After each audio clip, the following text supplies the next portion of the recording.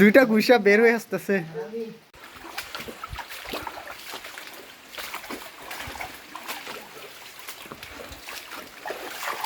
এখন আমরা মানুষের শব্দ শুনতে পাচ্ছি, কিন্তু কাউকেও তো দেখতে পাচ্ছি না।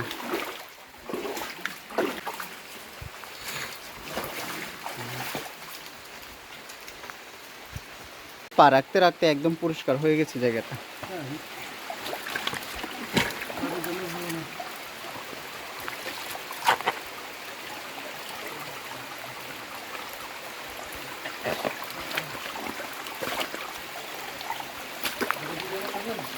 হ্যাঁ, ভিডিও করছি। মানে আপনি তো ট্রেকিং এ আছেন।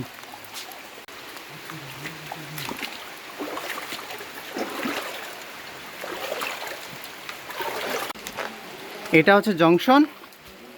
ডান দিকে গেলে বড় গুহা, তার বাম দিকে গেলে হচ্ছে ছোট গুহা। মানে ডান দিক থেকে ঢুকে বাম দিক থেকে বের হওয়া যায়। আমরা এখন ডান দিকে ঢুকবো। সবাই ডান দিক দিয়ে ঢুকে, কারণ এদিক দিয়ে হচ্ছে গুহাটা বড়, দাঁড়িয়ে হেঁটে ঢোকা যায়। আর বাম দিক থেকে বের হওয়ার সময় একদম শুয়ে শুয়ে বের হতে হবে।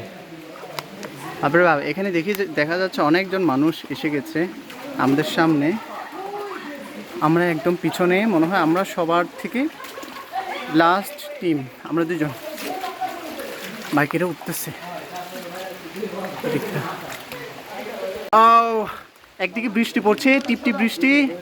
আর এখানে আমি এসে অনেকগুলো টিম মেম্বার পাচ্ছি, অনেকজন। আপনি বাপ উঠে আমরা দেখে যাচ্ছি। আর এই হলো গুহা। সবাই উঠেন ভাই, দিকে ঢুকে যাচ্ছে। আমরা গুহার ভিতরে ঢুকে যাচ্ছি।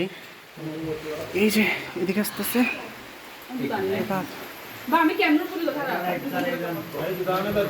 এই গুহার মুখ এটা।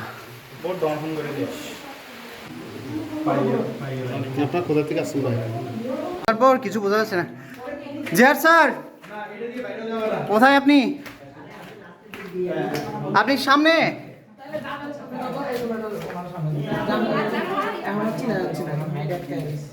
এখানে আটকে গেছে সবাই।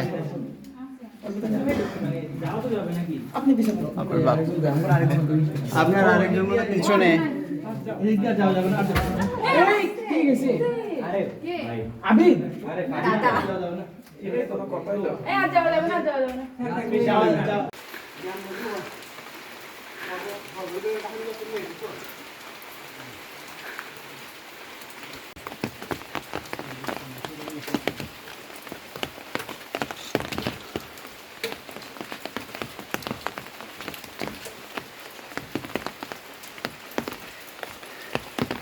আমি যখন আসছি এখানে সিঁড়ি ছিল না, এই যে রশিটা আছে, এদিক দিয়ে ঝুলে ঝুলে নামতাম।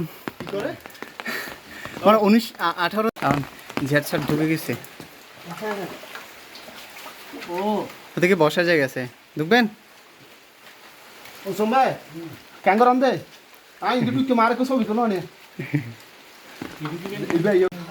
দুইটা গুইসা বের হয়ে আসতেছে গর্ত থেকে।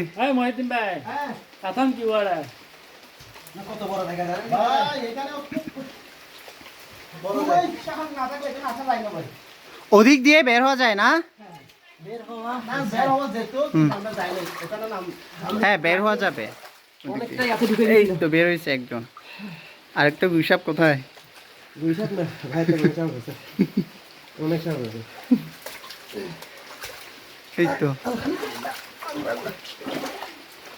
এই তো বের হইছে। এই